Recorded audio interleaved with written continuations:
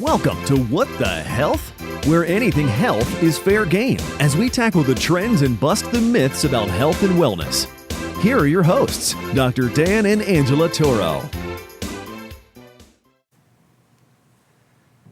And welcome to another What the Health podcast. I am Dr. Dan, here with my co-host, Angela Turo with Turo Family Chiropractic. Another great topic here today.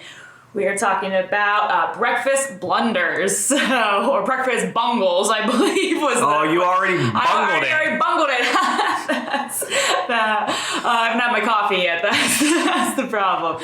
But before we get started, just a little quick disclaimer that everything we're talking about is for informational purposes only. Make sure you always discuss any health or medical decisions with your trusted health professional. So with that being said, let's get started with today's episode. Okay, so breakfast bungles. I think a lot of us grow up and, I remember, again, growing up, let's see, Pop-Tarts, sugar, cereal, Instant breakfast bars, tons of milk on the cereal, muffins. Cinnamon Toast Crunch was my favorite. Oh, yeah, I think, or the Cocoa Puffs. Tricks, Cocoa Puffs and Tricks. Oh, yeah, the peanut butter Cocoa Puffs, right? Oh, yeah. Right? They did the peanut, mix it. Yeah, the Reese's. Chocolate peanut butter. Oh, yeah. Goodness. Probably taking a lot of people back here. I know. Oh, Lucky Charms. Can't forget the Lucky Charms. Magically delicious. There you go. Magically delicious. When it's important, right? Because breakfast is the most important meal of the day, right? We all know it. We've all heard it. We've all had it ingrained into us since elementary school, probably even before that. So where does that come from? I wonder. That's, interestingly, where it really started to become popular was with Kellogg's. So the milk and cereal industry really popularized this idea that breakfast is the most important meal of the day. And why on earth would they want to do that? It's got to be for factual, scientific, and nutritional reasons, right? Or could it possibly be for something else, Dr. Dan? Already our favorite time. We're getting off to this early today. My favorite time. Follow the money. So wait, you're telling me, Angela, that a large corporation puts together a marketing campaign to help us or make us believe and understand in their product, breakfast, so that they could make a bigger profit? Right? That sounds crazy. That can't be right. Completely unbelievable. But yes, actually that is completely where that came from. It's not necessarily anything that was ever circulated in the scientific community. In fact, it's been debated a lot in the scientific community. And yes, this whole idea, breakfast is the most important meal of the day. You absolutely cannot skip breakfast. It's so bad for you. Is really an issue because for two reasons. One, we know we have a future podcast coming on fasting, and we're going to talk about the importance of that. We've talked about insulin in a previous podcast. So we know the issues behind this idea of eating and eating too much and overeating. But the other issue, and really where the bungling comes in, is what is marketed as breakfast food in this country, which is just abysmal, for lack of better words. So two parts there. So let's first dive into this whole idea of breakfast. Let's break down the word, right? Break the word. Where did the term breakfast come from? Break fast, right? So we're literally going from our last meal, it's, let's say supper time, the evening before, and then you wake up in the morning. Whenever you eat your first meal, you are breaking the fast from the overnight period of time that you have gone without a meal. So that is literally where the term breakfast came from. Now, the timing of when you start that obviously can change. And again, we'll get more into fasting in another episode.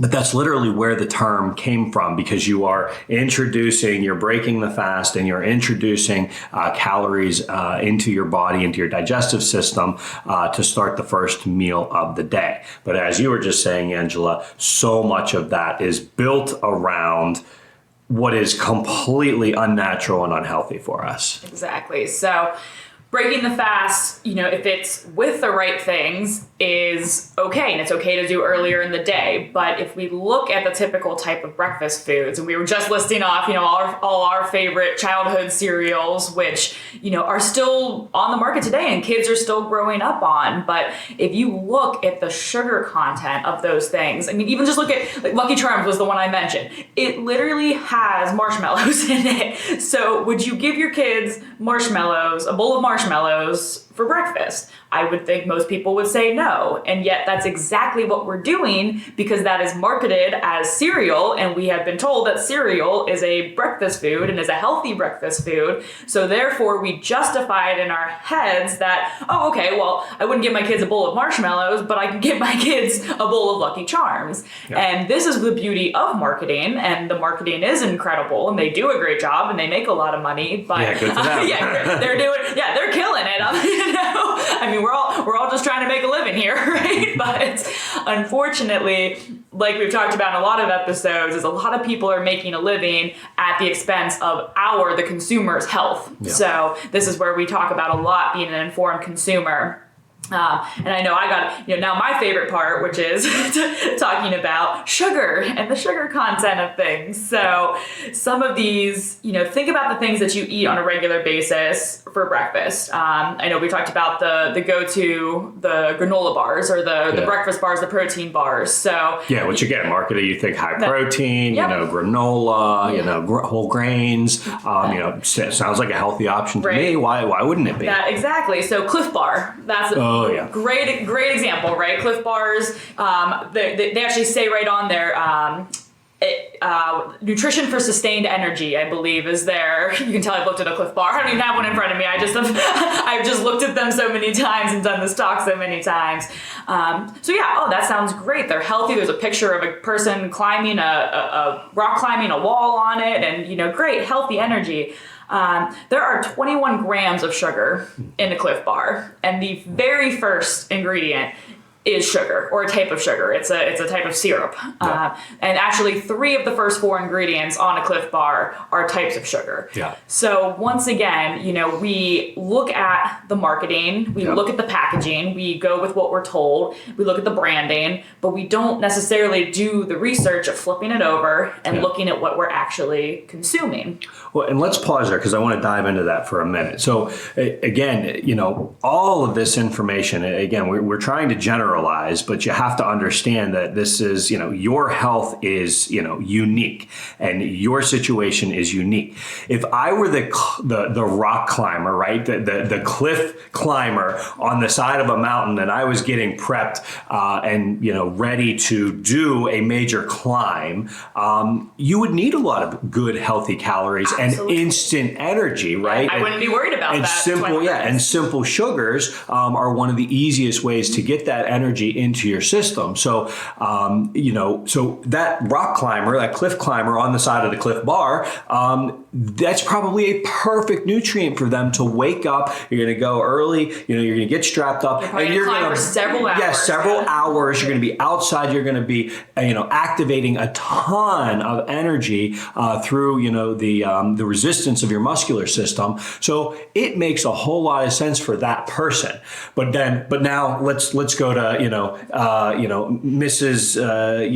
Joe, Mr. and Mrs. Joe Smith, they wake up and they're going to go sit in front of their computer for 8 to 10 hours because that's their normal work day. The majority of us do sit in front of a computer as a part of our, workforce, and they're not going to expend any energy other than, breathing and heart beating and nervous system activation. So taking that same Cliff Bar and putting it in that environment when you don't need that amount of energy to burn, now you just have those simple sugars being converted because if they're not being used, they're going to be stored. And how are they going to be stored? As glycogen or fat. Mm-hmm. So you've got the same Cliff Bar in completely 2 situations. So again, any of this stuff we're talking about is not inherently bad, but it's the situation that you put it in that can be detrimental to your health and well-being. So sorry, I wanted to throw that in there. No, absolutely. And I talk about that all the time with Gatorade, with the same, absolutely the same thing, where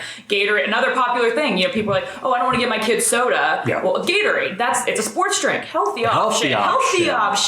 And Gatorade was literally designed for football players. It was actually designed in Florida. With the Gators. So it was down again. They're hot, humid. They're working out 2-3 times a day. They're sweating profusely. So it was designed as a quick electrolyte and simple sugar replacement. And actually, the original Gatorade tasted disgusting because it was actually just straight electrolytes and simple sugar. Water, It really wasn't anything like it is today. It's obviously been changed and marketed for the general population. So. Yeah. And even today, athletes, there's days that I'm training 2-3 hours. So absolutely, if I'm, sweating profusely, our gym doesn't have AC. So in the summer, when I'm training that long, I will absolutely throw down a Gatorade if it keeps me going and it gets me through the rest of my training. But the average person who comes in and maybe does an hour class, do they need to they're always sweating 20 minutes of that hour class. Do they need to replenish that with a Gatorade? Probably not. Yeah. So, and do you need to grab a Gatorade first thing in the morning when you're going to sit in your car to drive to work, to sit at work all day? Absolutely not. So that's a really, really good point, that it's really all about the context, and it's all about how you're going to be utilizing that energy, because that's what food is. Food is energy. Food is fuel. So you really want to think about that because unfortunately we have become very mindless in our decisions, and we just kind of go with what we like, what we're told, and we don't necessarily think about how that food's affecting us. And so that brings us back to, again, some of the common, what are some other common things for breakfast? I know a big one, yogurt. That's everyone's favorite, right? Yogurt, that's healthy, and right? Mixed granola into it. There you go. That's healthy, Dr. Dan. What's wrong with starting your day with a nice big bowl of yogurt? Nice parfait. Nice yogurt parfait. What's wrong with that? I love parfait. I love parfait. Oh, that takes me back. If you don't get the movie references, we apologize. Yes, this is how we grew up communicating, was through movie quotes.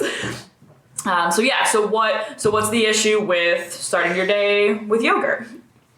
Well, again, just go back to the sugar content, the amount of sugar that's jammed into most yogurts. Now, again, there's some out there that, are very, very minimal, and they're largely the fat content. And those are probably a much healthier option, less detrimental option, we put it that way.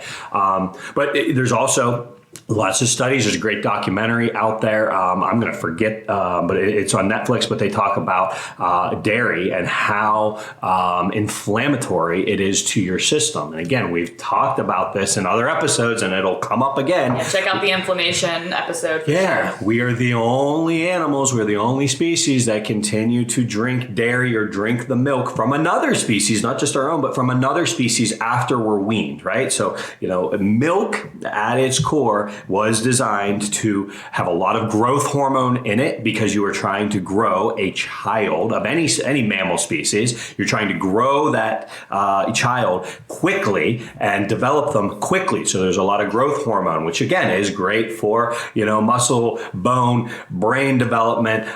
It's fantastic for growth and development.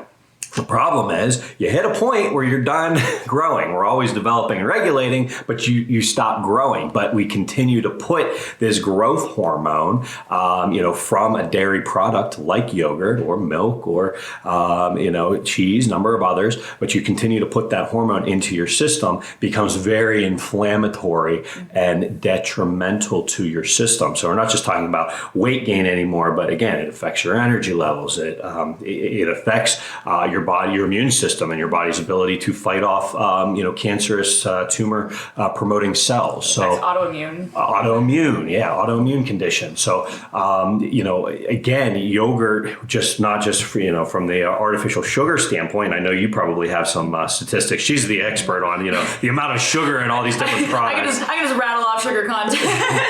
See, I just walk by her and she smacks stuff out of my hand. In terms of the hormonal impact that dairy products have, like yogurt, detrimental to your health and well-being.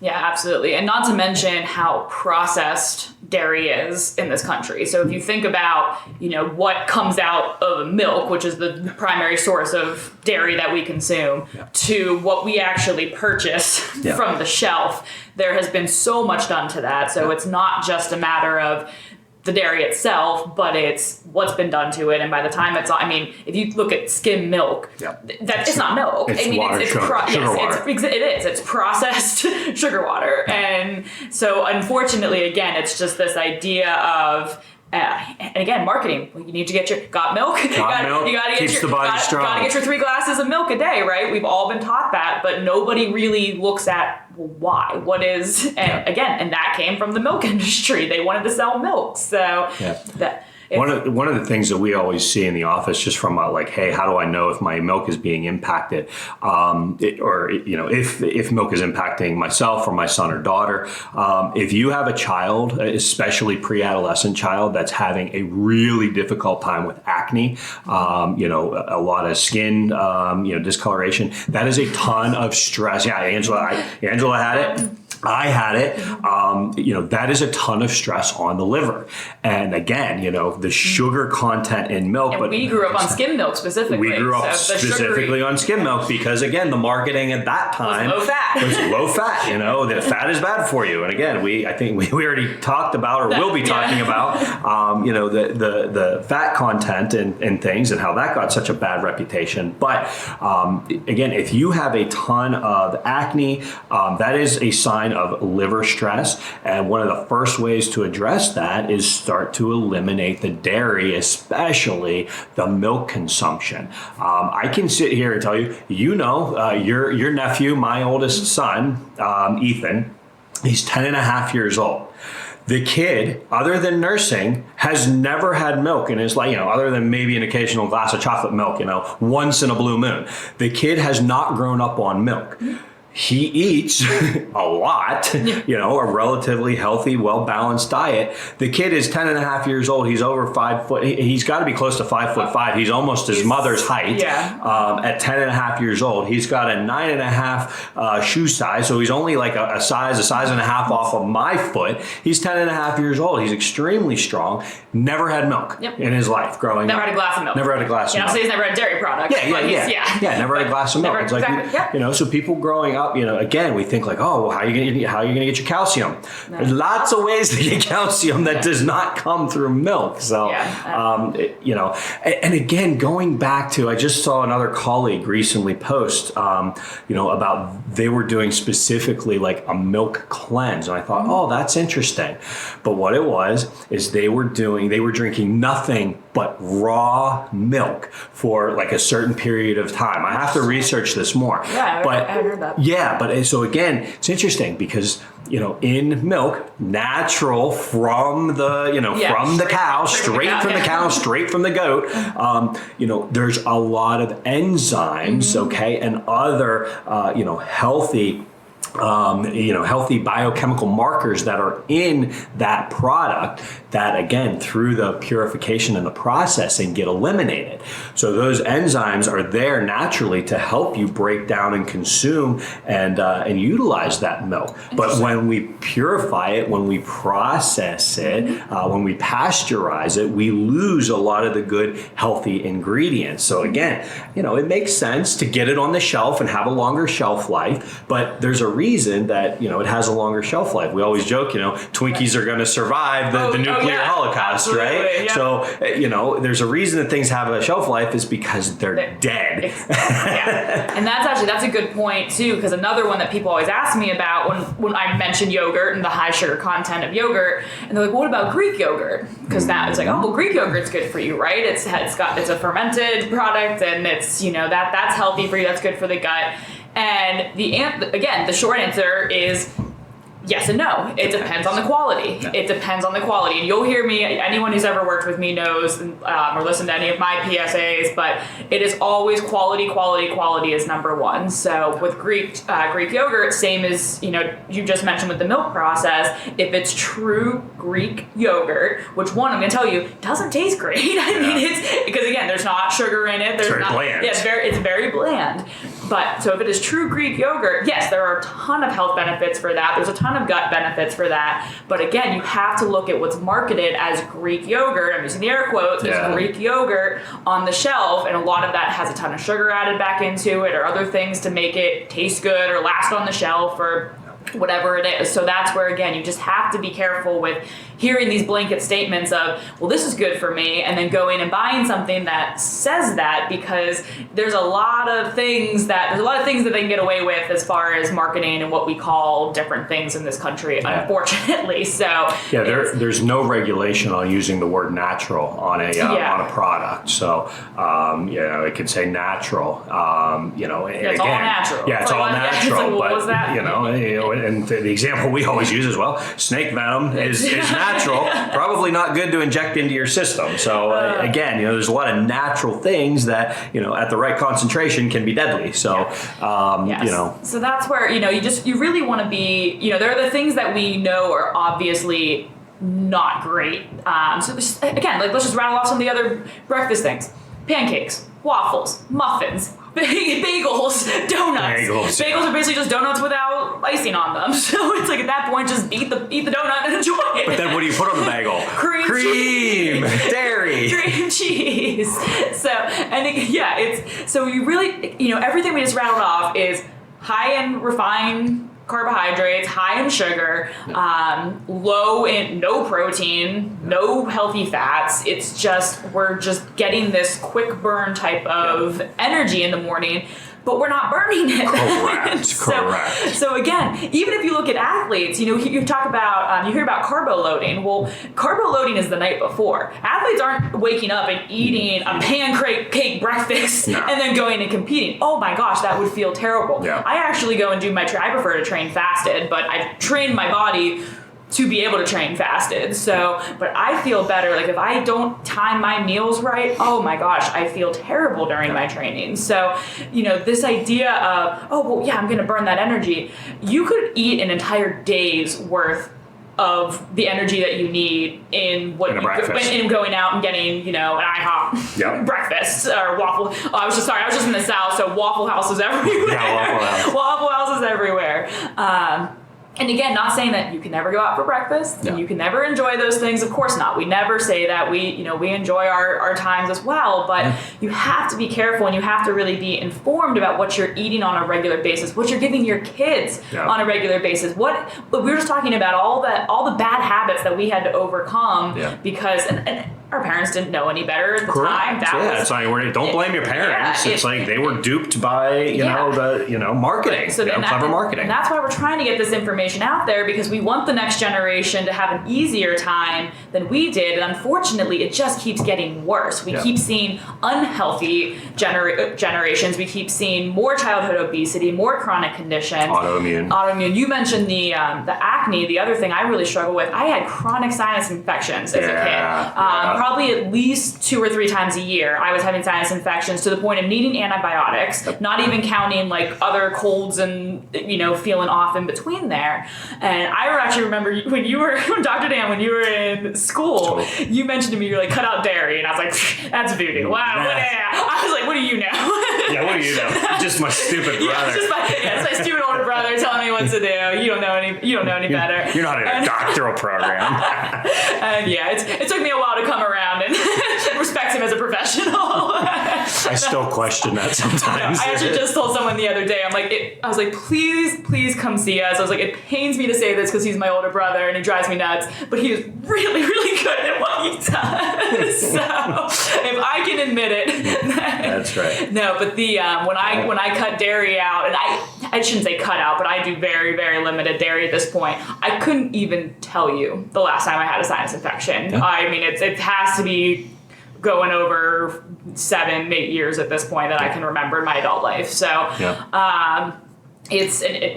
skin's clear, no issues with that. I mean, it's just, it really, really did make a difference. And now, again, I also eat clean in general. I avoid sugar and refined grains and things like that. But the dairy, I truly do believe I finally understand what you... She finally saw the light. Hey, I'm 6 years younger, so it just took me 6 years to catch up to where he was in his education. But it really, those are the kind of things that we we want kids to have the best chance starting out young. So, don't get duped the same way that our parents got duped. Make better choices for yourself, for your family, because they will thank you in the long run. It is, what do we always say? It's a lot easier to raise healthy kids than recover sick adults. Absolutely. And it's so important to understand. And again, we're seeing, generations, like you said, these numbers continue to go up. But as I always, when I'm talking to individuals who I know have a very toxic lifestyle, biochemically,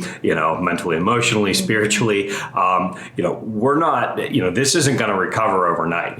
Individuals can take, years to, because I talk about it as the Titanic, with your health. It's never a quick fix. Anyone offering you a quick fix is offering, a short-term solution, and it's just going to be masking the problems. And, if it even works. If it works at all, or, again, makes you worse. And that's unfortunately where the majority of medication is out there. It's only masking. It's only a temporary Band-Aid to mask the solution. And and really, there's a clever quote out there that when an individual takes a medication, they have to heal twice: once from the original illness, and a second time from the toxic medication that they're taking. Again, in very certain instances, medication can save lives. I get that. But the problem is when you're talking about chronic disease, chronic illness, medication should never be a long-term solution. You have to get to the underlying cause. So what I was talking about, going back to my original point, was you have to look at people, like they're on the Titanic, right? So, unfortunately, it's a very big ship, okay? And this is what your health is, a very big journey. You can't just turn it on a dime. It's not just even turn it in reverse. We got to slow the momentum down. So a lot of times the first couple months when we're working with people, it's just a matter of slowing the momentum down so that we don't hit the iceberg, right? So that we don't go into that health crisis, hitting the iceberg.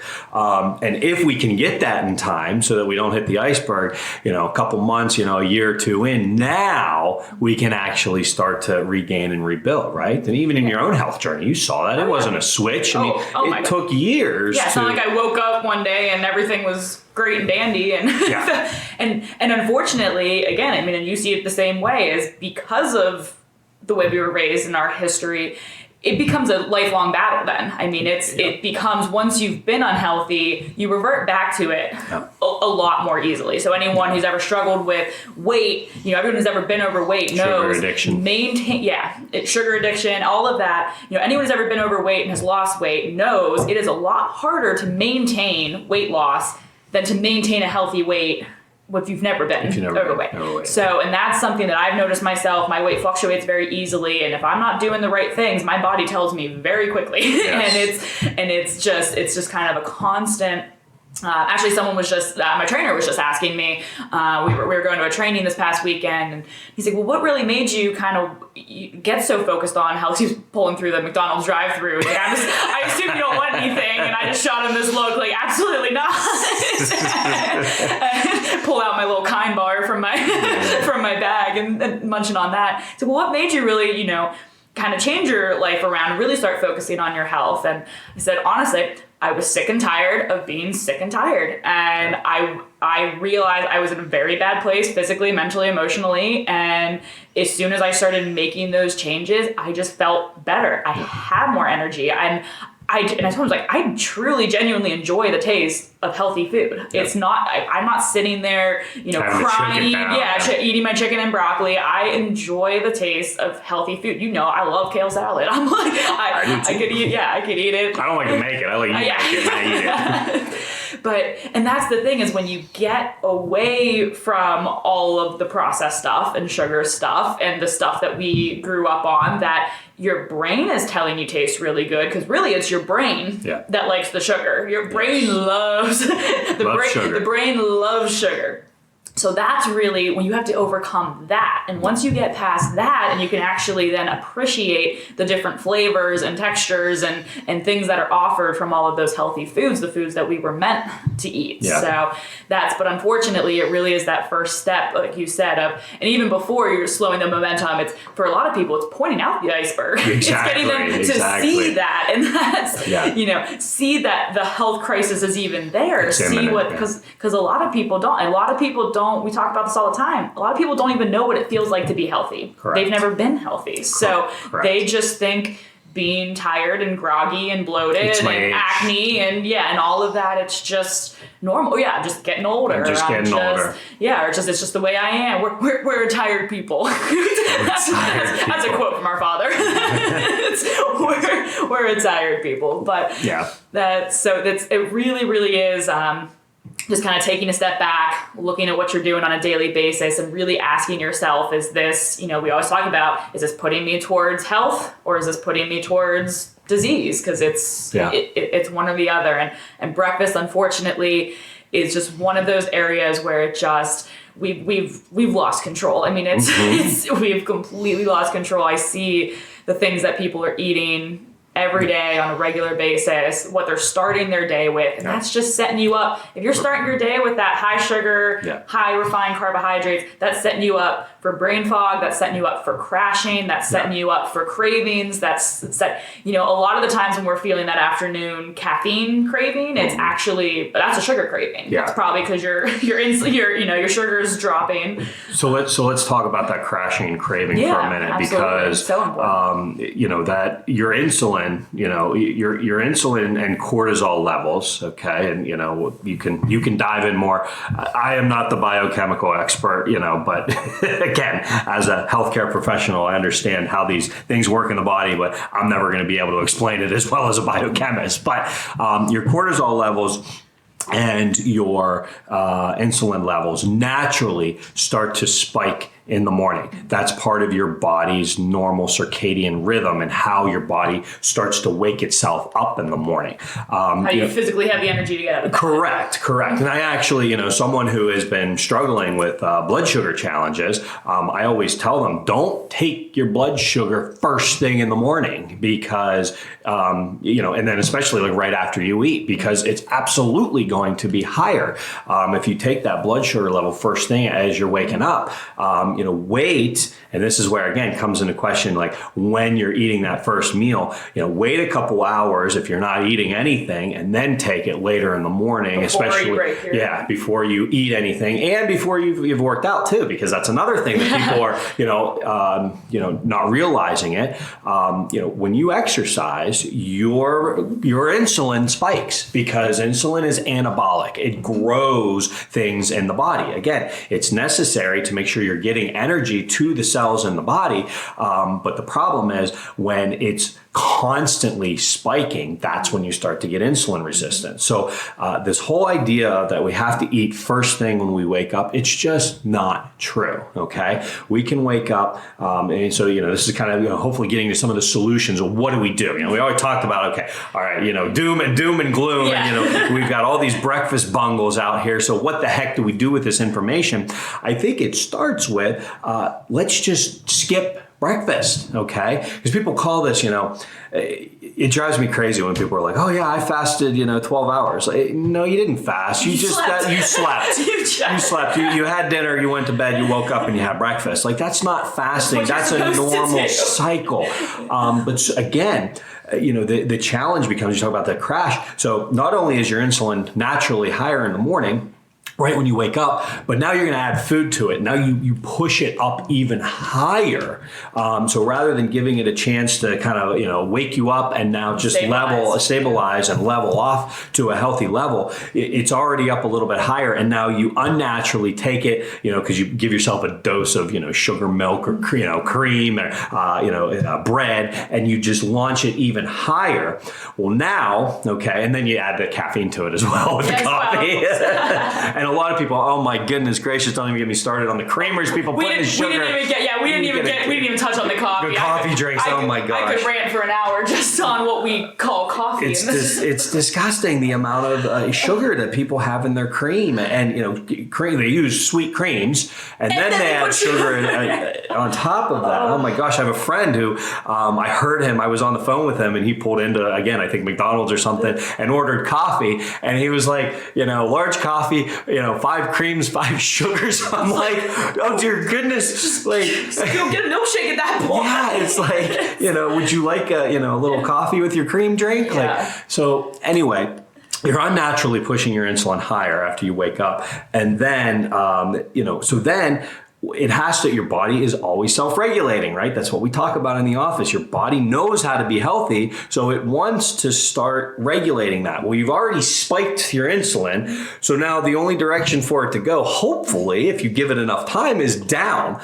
But it doesn't just go down to its average, homeostasis normal level. It drops below that because again, your body is trying to cycle and recover. But it's like being at the top of a roller coaster. You're spiked all the way at the top and it's like click, click, click, click, click, and then boom, now it's build momentum and it drops way fast, way below. And so now by 10 o'clock in the morning, you're like, oh man, I need another cup of coffee again, because you're exhausted, because your body has recovered from the unnatural sugar and insulin spike early on in the day. So a lot of times, you mentioned it, people are like, oh, I feel like I need my blood sugar got low. Yep. And you're right, it did get low, but it got low because you're artificially stimulating it too high and your body is ill-adapted. Mm-hmm. It's not adapted properly to normal healthy eating. So you get these super high peaks and super low valleys of this blood sugar and insulin level, and you never get to a normal healthy insulin range. And the spikes and the valleys is what really drives that insulin resistance, which again, when you hear the word insulin resistance, you just got to think type 2 diabetes, because that's where it's headed. And a lot of time, type 2 diabetes doesn't start when you're diagnosed with high blood sugar. It started 2 decades before that, of the repeated spike and valley. So again, a lot of people are developing this all the way back into childhood, early adolescence, because they're given an proper breakfast diet. And think about the times of day where you feel that crash. So 10 o'clock and 2 o'clock. Yep. Well, that's probably about 2 hours after breakfast and about 2 hours after lunch. Bingo. And that is, and again, what did people do? They jumped on it for marketing. So you have like the 5-hour energy now for the afternoon, for the afternoon crash, because they saw people were doing that. So instead of addressing, well, why are we crashing? Yeah. And I was actually working with a client with this. I was like, start keeping track of how you feel on days where you eat better, when you make the good choices for your meals versus the bad. And he came back and he said, what I really was noticing, I wasn't having that afternoon crash when I would eat a salad versus when I would eat a meatball sub. And I'm like, there you go. And it's just because you shouldn't, if you're eating the right things, you shouldn't be feeling sluggish and tired and crashing afterwards. Yeah. So that's coming from that everything that Dr. Dan has talked about with those artificial spikes and drops. So that brings us back to, we just sat here and, ripped breakfast apart. And so then people always ask us, like, what can I eat? You just took away everything that I've ever been told to eat for breakfast. What do I eat? Well, we just talked about don't is one option. So literally fast, intermittent fasting, 16 hours, not eating until lunch. That's almost my norm anymore. I just don't eat breakfast. I have a cup of coffee, black, maybe, little shot of cream, heavy cream. Heavy cream, no sugar. It's just the fat. And I actually I have like a collagen powder that I'll throw in sometimes, that just if I want something different. Yeah. So that's one option.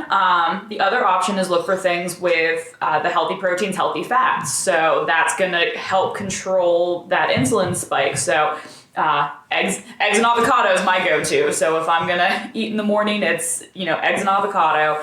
Again, the avocado, the healthy fat really helps control that insulin spike, because even protein is going to affect insulin to a degree. Well, that's a really good point, and that's a whole other podcast. That's a whole other podcast. Stay tuned for that one. But someone who is toxic, and they have protein can spike your insulin level if you are toxic. Yes. So that's a whole other podcast.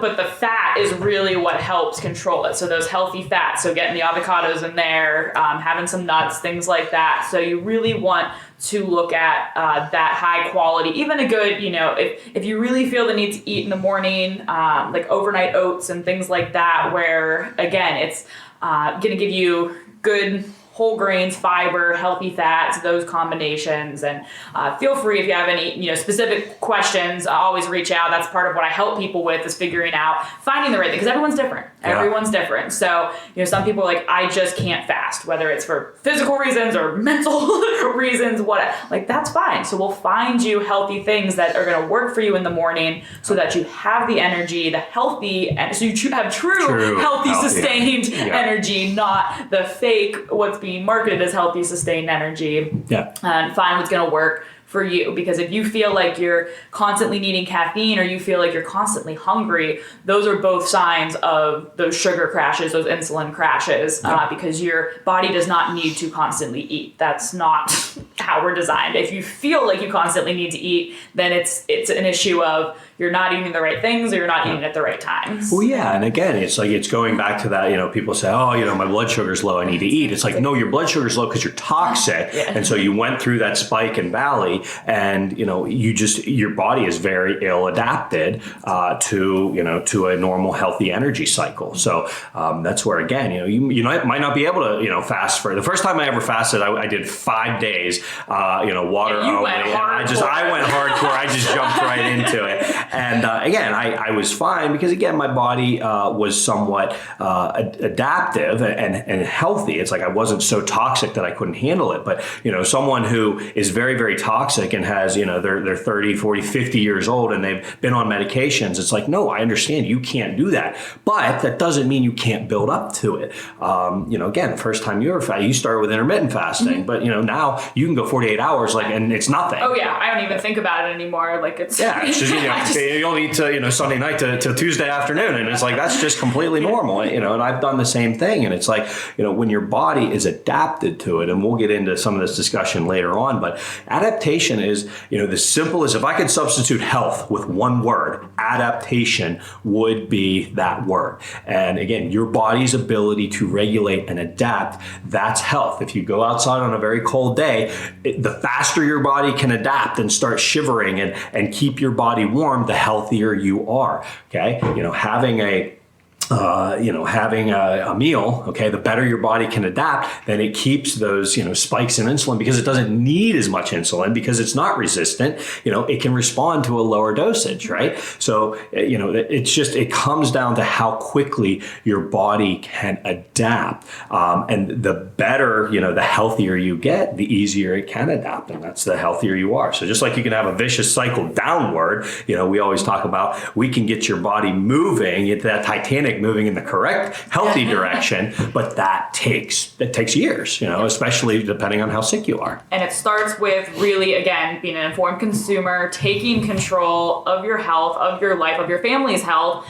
So really, if you get anything from this, check labels. Whatever you're eating on a regular basis, check those labels, look for sugar, look for the laundry list of ingredients. That means that they're highly processed. Look for, if it's just straight carbohydrates versus is there any protein or fat, just really take an inventory of what you're eating on a regular basis. And if you're a current patient, you have access to our Salutogenic Solution website, which is exclusively for our patients. There's a whole sugar module on there. And actually there's a sugar inventory, and it's kind of common things that we eat throughout the day that maybe we're not aware of the sugar content. And there's actually a checklist you can kind of go through your pantry and fridge and see. So those are the kind of tools and resources that can really help you. Because again, if you don't see the iceberg, you're not going to be worried about it, right? Until you can see the problem, you're not going to be able to make the changes. You're not going to feel the need to make the changes. So really take a look at what you're eating on a regular basis, what you're feeding your family, and because even the smallest changes can put you in the right direction moving forward. Yeah, so we talked about a lot today with Breakfast Bungles. Again, if you have questions, you want more resources on, how to read labels. Again, a lot of that stuff we have access to our resources. If anything resonated with you and you are interested in becoming a member of our team, our office, and, getting your health back on track for yourself or your family, do not hesitate to reach out on our website, TuroFamilyChiropractic.com. But again, if this resonated with you, and you need help, and you're not in the southwestern PA area, we're here to help you and your family get healthy and stay healthy. So we want you to take this information and hopefully start using it in a way, because again, giving you the information is one thing. Lead a horse to water, you can't make him drink. So Exactly. utilizing it and executing it so that it works for you and your family. That's where the key lies. And again, understanding that it is a journey. It is not happening overnight. So, but yeah, Angela and I would love to thank you for, stopping by and listening to this information on Breakfast Bungles. And, again, you can check out more information. Yep. Like you said, TuroFamilyChiropractic.com. It also has our contact information on there. You can always send us an email if you have a specific question, or you can reach out to be a new patient. And there's lots of information on our website, so please check it out if you haven't already. Thank you guys for listening, and we'll see you next time. We'll see you next time. You've been listening to What the Health with Dr. Dan and Angela Turo, brought to you by Turo Family Chiropractic. To learn more about the resources mentioned on today's show or listen to past episodes, visit www.whatthehealth.world.